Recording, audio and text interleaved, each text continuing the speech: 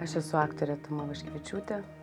Mykolo Vildžiūno filme Nesamasis laikas aš suvaidinau Vaidą, pagrindinio veikėjo Tado žmoną.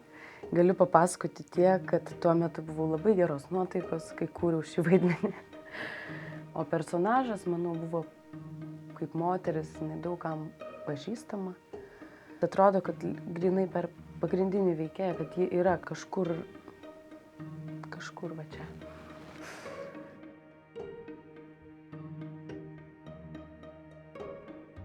Mano senelis, Jonas Puodžiukynas, atrodo tarsi labai rimtas žmogus, o iš tikrųjų pilnas šviesos ir visokių beprotiškų idėjų. Visa mano vaikystė tai yra tikrai pripildyta tobulo senelio.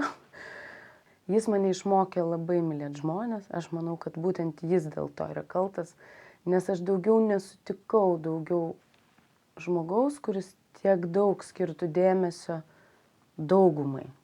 Jis spėdavo pasišnekėti su visais. Persikraustė ją į Vilnių iš Radvilškio.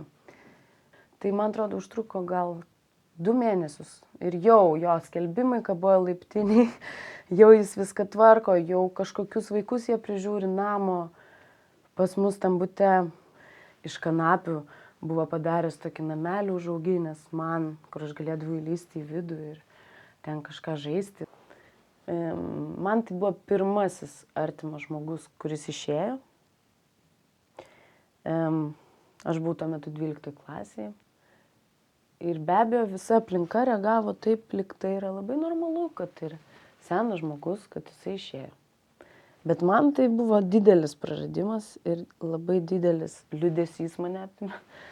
Ir aš nesupratau, kodėl kažkaip nieks nesuvokė, kas išėjo ir taip toliau. Ir aš labai pergyvenau, man buvo labai bloga. Ir susapnavau sapną. Jis man davė virvę ir sako, paimk. Aš sakau, gerai. Jis kažkaip ją ištempė ir dingo. Ir tada dar buvo, man atrodo, jo sūnus, mano dėdė.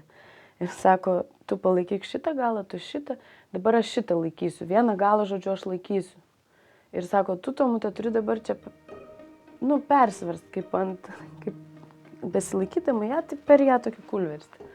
Aš sakau, bet vienas galas, ir jo nebėra, jo tarsi nėra kaip kūno. Sakau, bet vienas galas, aš nukrisiu. Sakau, ne, pamatysiu. Ir iš tikrųjų aš priėjau ir persiverčiau. Ir ta virvė laikėsi. Ir sakau, tai vat, kai bus taip, tai sako, visada taip ir žinau, kad tarsi nesimato, bet aš laikau. Tas žmogus yra mano senelis, sugebėjo išlikti tuo vaiku labai ilgai, iki pat paskutinės savo gyvenimo dienos. Nors jis buvo rimtas profesionalas, šeimos žmogus, geras, jis visais tikrai pasirūpindavo ir spėdavo tai padaryti. Bet kartu jis daugybę dalykų darydavo mažų.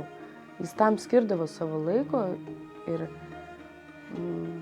tai jam nekainavo didelių pastangų ir dėl to, manau, jis supo tikrai daugybę tos šviesos.